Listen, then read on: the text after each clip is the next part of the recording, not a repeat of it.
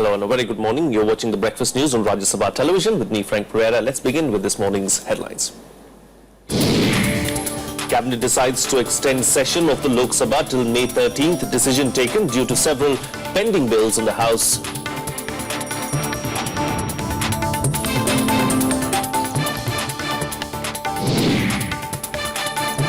It's result day in the general elections in UK.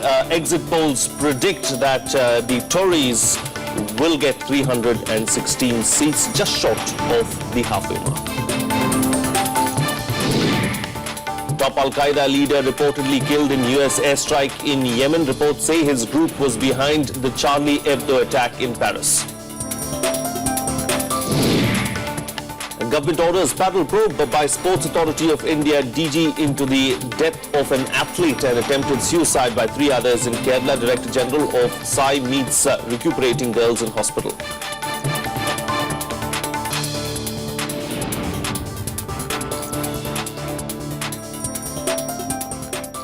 Well, our top focus on the bulletin this morning. Counting of votes is underway in Britain. Of the 121 seats counted so far, Labour is ahead with 47 seats. SNP is at 24 and the Tories have 29 seats. To stand up for Scotland. The opinion polls had predicted a needle finish, but exit polls were giving Tories the upper hand. But the voters seem to have different ideas. I am a Green Party member. But I think I would like to see the Conservatives taken out of government. I think it's time for a change. I'd like to see a coalition involving Greens and Labour. I supported UKIP. I want to be a part of Europe, but not governed by Europe. The exit poll said Conservatives are said to be the largest. Talk about what's happening in the UK. I have with me Sanjay Kapoor, editor of the Hard News. Good morning, Sanjay. Thank you for joining me on the program. An exciting day as far as the citizens of the UK are concerned. But looking at the early trends, of course, the Labour Party is ahead with 44. The Tories at 28. Scottish National Party at 28 as well. I mean, that's the story, real story as far as these elections are concerned. The SNP doing extremely well, headed for a clean sweep in Scotland. Yeah, what a turnaround actually. In the last 24 hours, most of the commentators and pollsters have been saying that the opinion polls which suggested a very neck-and-neck race between the Tories and the Labour have suddenly proved to be wrong, and there's been a shift in voter mood, which took place at different levels. In Scotland, everybody rallied around, seemingly around the Scottish Nationalist Party, who are seen to be separatists. And at the same time, as Scottish National Party was going up, there was the counter move in other parts of Great Britain, where people were worried about the rise of the SNP, and they rallied around the Conservatives. So you had two kind of movements which kind of squeezed Labour. Labour was supposed to win. They were supposed to put together a coalition which would have come to power. Everybody was predicting it. And then this really happened. I mean, the rise of Scottish National Party is bred a certain kind of insecurity. Yes. And if there is any merit in the exit poll, because exit polls also can go wrong, horribly wrong, then surely we will see, number one, the Conservatives coming to power. And what I saw before I came in, I think the Economist has put it out, that they might even get an absolute majority. I mean, they are looking at maybe 349. So if that happens, then it surely suggests that people had read the entire mood very wrong. Because when a certain party which has been in power, there is an advantage. So what change do you think in the 9th hour? So I told you, firstly, a certain amount of insecurity in the minds of people that the separatists are rising, and the fear of the separatists and the Labour getting together to form a government which could undermine the so-called economy in a certain way, which they think was being handled rather well by the Conservatives. So they think that if the left-wingers, and you have the noisy Scottish National Party, which is actually wants to be more aggressive, and Westminster, they want the issue of autonomy to be raised more forcefully in the Parliament. They think that this is something that would destabilize the way they think, they look at Great Britain. So rather back the Conservatives or the Tories than to try the Labour, which in a certain way they think is not suited at the moment. Let's talk about the SNP now, because it's been a turnaround as far as the Scottish National Party is concerned. Just under 10 seats in 2010, and now suddenly they are all set to sweep Scotland. The exit poll is predicting 57 or 58 seats for them. What this is going to do really is it's going to rekindle that fire of freedom as far as Scotland is concerned, isn't it? In September, they lost the referendum. I mean, largely 55, 45, 45 were the ones who wanted a separate Scotland. But what it really did is to consolidate this move towards a separate homeland amongst the Scottish. I mean, the diehard, they thought that this is a time that they could have a separate country. And it may not have given them a chance to win the referendum, but at the same time it brought about a certain amount of political consolidation at the expense of the Labour. Labour used to be very strong in these parts, but they seem to be weaker on this issue.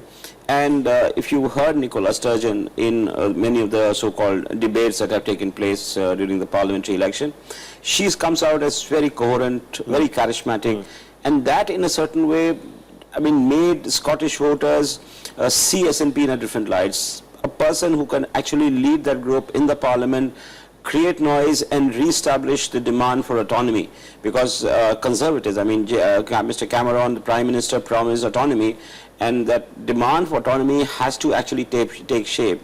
And with a very strong SNP in Westminster, I think that pressure would be brought upon the government.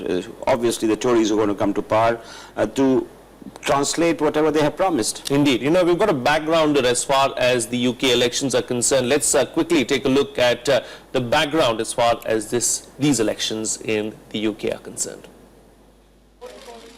The opinion polls had predicted a needle finish, but exit polls were giving Tories the upper hand, but the voters seem to have different ideas. I am a Green Party member, but I think I would like to see the Conservatives taken out of government. I think it's time for a change. I'd like to see a coalition involving Greens and Labour. I supported UKIP. I want to be a part of Europe, but not governed by Europe. The exit poll said Conservatives are said to be the largest party in the Commons, but just short of a majority. Labour looks set to lose 19 seats overall, while the Scottish Nationalist Party is predicted to take 58 of the 59 seats. Major British newspapers describe the exit poll results as a shock. Back in India, politicians say UK polls could be a watershed in British history. SNP, the Scottish National Party, has the significant gains that are being predicted, where they'll rise from 4 seats to over 50 seats. And that could be a defining moment in 21st century United Kingdom.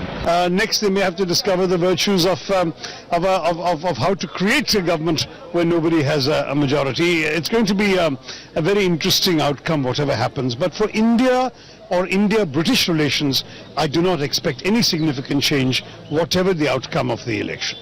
The finishing line needed to form an absolute majority is 326 out of the 650 parliamentary seats. If exit polls are accurate, David Cameron will remain in the hot seat for another 5 years, but will fall just short of an outright majority. If re-elected, Cameron has promised to hold a referendum on Britain's membership in the European Union. The final verdict comes in a few hours from now. Bureau Report, Rajya Sabha TV. Sanjay, coming back to you now, let's say that the Tories actually form the government. What does it mean for India? Because, so far we've seen David Cameron reach out to the Indian diaspora there in the UK, and, he's been talking to them and telling them about how the bonhomie between India and UK is only going to be taken to a notch further. So what's really going to happen if David Cameron is the Prime Minister again? I think there would be a continuity to start with. Cameron has been a Prime Minister. He's been reaching out to Mr. Modi. In fact, he picked up the phrase that Mr. Modi had used during the election campaign, and he said in so many words, "Ab ki baar Cameron Sarkar," And surely, I mean, he has been reaching out. Traditionally, Indians used to go with Labour, but there's been a real change in mood. So even Great Britain is a different society in a certain way, and Cameron's election pitch has been that he would try to engage with India far more, with Mr. Modi more. So when he gets re-elected, comes to power again, surely all those promises that he has made is certainly, he start putting, action to it. He start walking the talk, and that is what is likely to happen. Sure. All right. Interesting. We'll have to wait and see what the exact results are. Maybe in a few hours from now, we'll know which way these polls are headed. But thank you so much for joining us on the program this morning and putting things into perspective for us. Thank you. Well, moving on now, here's some news from Yemen. A top Al-Qaeda militant who is believed to be behind the Charlie Hebdo attack has reportedly been killed in a U.S. airstrike in Yemen. Reports say Nasir bin Ali al-Ansi, along with his eldest son and other fighters, were killed in the strike. Reports also say that he was killed in Al-Mukalla in Yemen last month. Ansi, who was born in Yemen, had appeared in a number of prominent videos for Al-Qaeda. It includes the one in which he claimed the group was behind the Paris office attack on the satirical magazine of Charlie Hebdo.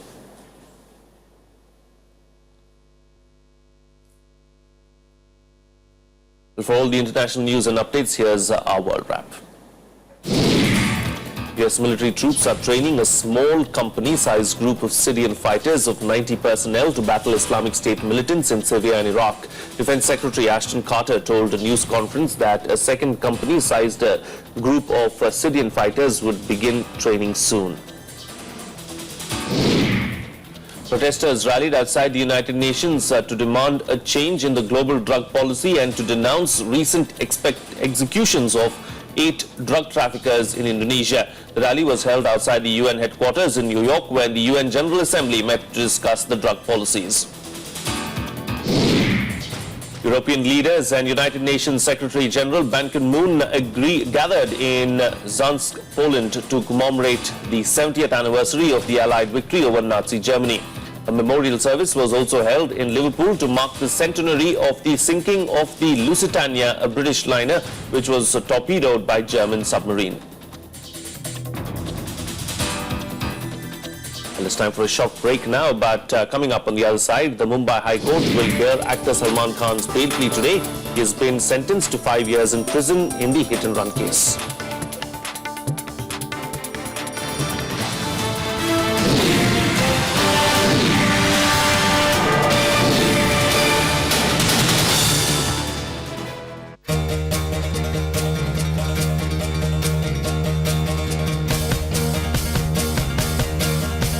Watch the world come alive in your living room. Defining moments.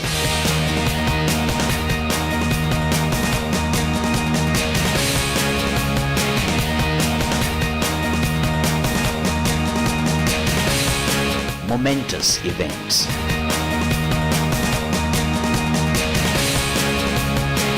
News Tonight, your window to the world.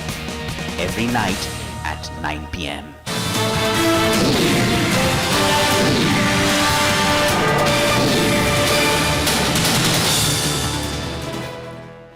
Welcome back. You're watching Rajya Sabha television. The Union Cabinet has decided to extend session of the Lok Sabha till May the 13th. The ongoing session in the lower house was earlier scheduled to end tomorrow, but it will sit for another 3 days next week. The decision was taken due to several pending bills in the Lok Sabha. The government is expected to table bills on black money, waterways and Delhi High Court on these 3 days. Meanwhile, the future of the proposed land acquisition bill remains uncertain. There is ongoing debate over whether it should be sent to the Parliamentary Standing Committee. There are many legislations which are pending, and there is a great cooperation in the House by members of Parliament. So the CCPA has decided, and a meeting chaired and held in the CCPA, it's been decided to extend the House for next 3 days, beginning Monday, Tuesday and Wednesday, that is 11th, 12th and 13th. Well, the Rajya Sabha returned the Appropriation Number 2 Bill 2015 and Finance Bill 2015 yesterday. Replying to the discussion, Finance Minister Arun Jaitley informed the House that the issue of MAT on FIIs has been referred to a committee headed by Justice A.P. Shah. Both Jaitley and his deputy Jayant Sinha also sought to allay several other concerns raised by members. Here's more. Replying to the debate on the Appropriation Number 2 Bill 2015 and Finance Bill 2015 in the Rajya Sabha, the government reiterated its commitment towards the poorer sections and the farmers. That we believe in empowerment, not in entitlement. And what that really means is कि हम लोगों को साधन देना चाहते हैं, लोगों को साधन देना चाहते हैं, खोखले अधिकार नहीं देना चाहते, क्योंकि अगर हम उनको साधन देंगे, उनको रोजगार देंगे, उन्हें स्किल्स देंगे, तो वो अपनी जिंदगी को खुद अपने आप बेहतर बना सकते हैं। और अगर हमें वो साधन देने हैं तो जरूर हमें उनको शिक्षा भी देनी है, हमें स्वास्थ्य भी देना है। तो we have an empowerment view, not an entitlement view of the world. That's a second very important principle. Replying to questions on the allocation of funds to states, the finance minister assured the House that all states stand to gain from the government's plan. There is not a single state which is not going to get more, because logically, arithmetically, if instead of 32 they get 42 and 42 is of a larger base, everybody has to increase. In his reply, Minister of State for Finance, Jayant Sinha, sought to allay concerns over income tax, black money and spending on social sector schemes. His senior colleague Arun Jaitley reached out to the opposition on the GST bill. I would earnestly request all my friends, particularly in the UP and the Congress party, that those measures with regard to the indirect taxation reforms in the GST, which started under your government, should be therefore fully supported with a sense of pride and not with a sense of regret as to why we are supporting it. And therefore I would urge you that if there is any better time, switching over from this session to the next session, which is a suggestion which I have overheard, would actually mean that we miss the deadline of 1st April 2016. And therefore, missing the deadline of 1st April 2016 will not be a correct signal to send at this stage. I would therefore urge you to kindly reconsider what your entire position has been. The Appropriation Number 2 Bill 2015 and Finance Bill 2015 were finally considered and returned to the Lok Sabha, bringing to end the three-stage process of passing the budget by Parliament. Vishal Dahiya's report for Rajya Sabha TV. Moving on now, the Bombay Stock Exchange fell for the third straight session on Thursday, closing at its lowest level in nearly 6.5 months. The fall was attributed to, among other things, continued selling by foreign investors due to worries over retrospective taxes and a delay in the land acquisition bill. Sensex closed down 0.44% at 26,599.11 on Thursday, while the broader Nifty fell 0.49% to 8,057.30. Market experts attributed multiple negative reasons for the fall, including expectations of IT firms not being fulfilled. Apprehension about government regarding big ticket reforms, whether the FPIs, the investors world over and the local investors, they know the intent is very much there, but then the mathematics of the floor, on the house of the floor, lower house and the upper house, that is a question mark. The sell-off also signaled the sudden bout of uncertainty gripping markets since April over the minimum alternate tax being demanded from some foreign investors. After rallying since early 2014, share indexes have wiped out their 2015 gains on the back of heavy selling by foreign investors. Crude oil has been high. Now high crude oil is negative for the economy.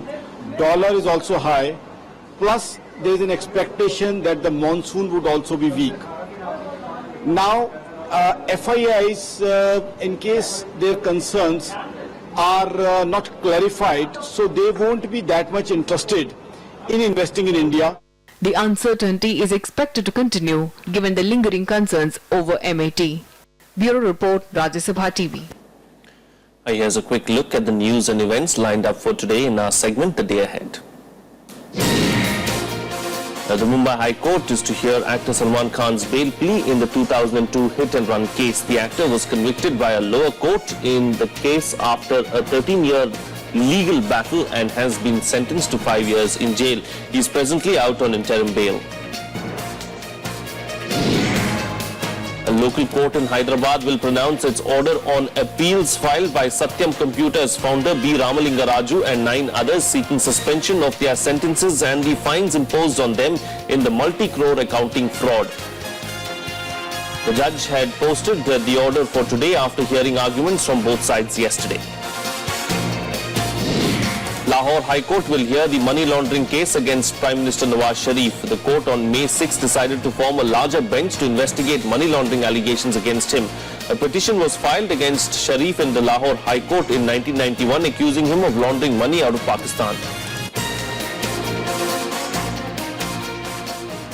We'll slip into another short break right now, but after that, the suicide that has rocked Indian sports. A female athlete kills herself in Kerala following what is being alleged as harassment by her seniors. Stay tuned, we'll be right back.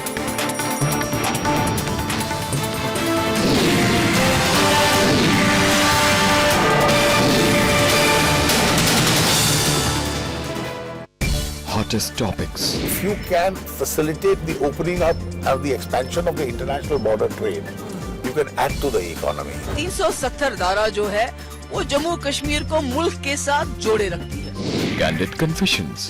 The Congress has not been able to communicate. We have to revive our links with the masses. World-class healthcare is available to only a handful of people in this country. Causing controversies.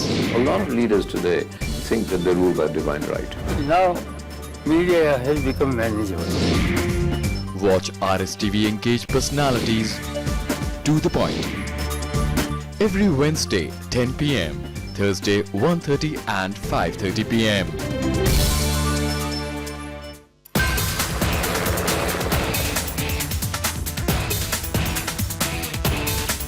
दुनिया का हाल, राजनीति की चाल,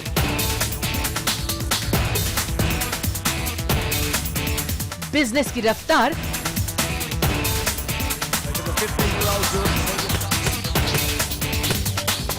खेल का धमाल, दिन की शुरुआत खबरों के साथ। देखिए हर रोज सुबह 9 बजे सिर्फ राज्यसभा टीवी पर।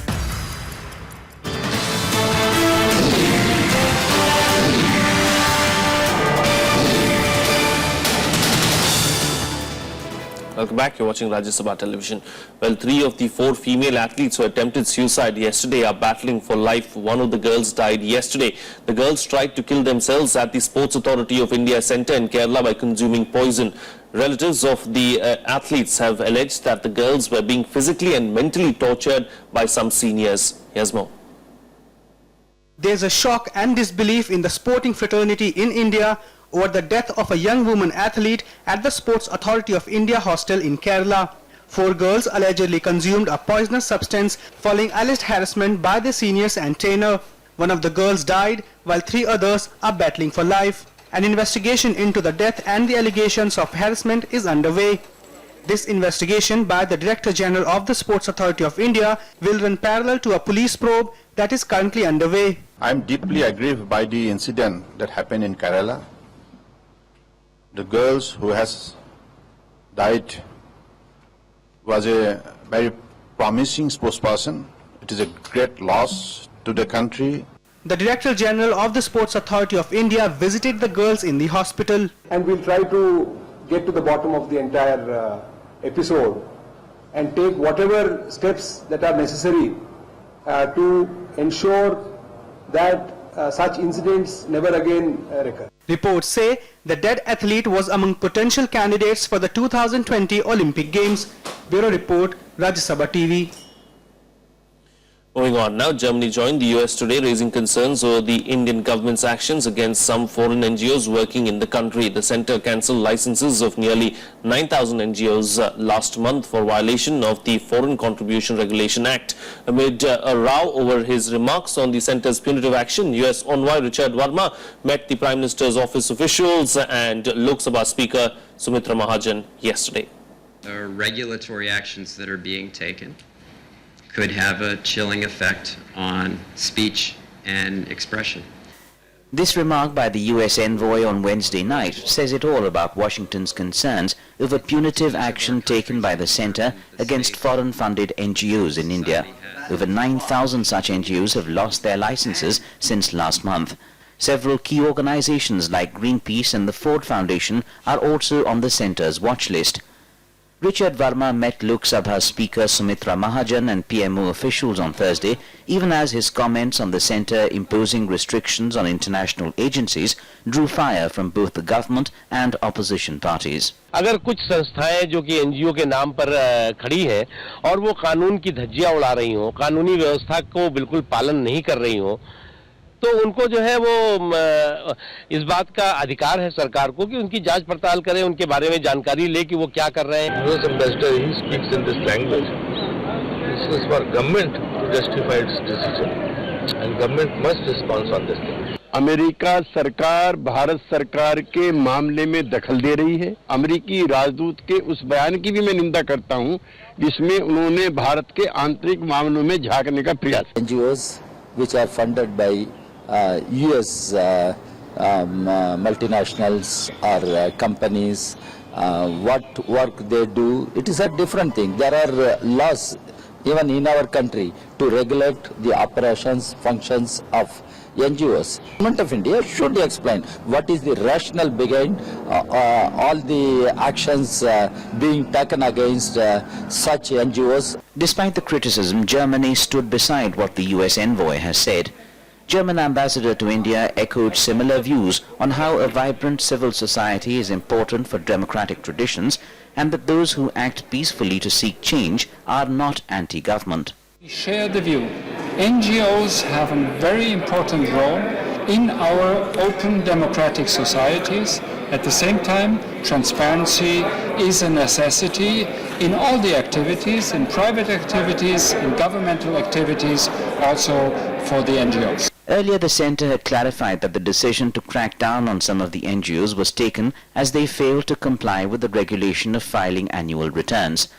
Though the opposition backed the government's decision for more transparency in the working of the foreign-funded NGOs, they cautioned against victimization of those not in line with the government's policies. With inputs from Akhilesh Suman, Bureau Report, Rajya Sabha Television. That's it on this edition of the Breakfast News. Thank you so much for watching. Have a nice day.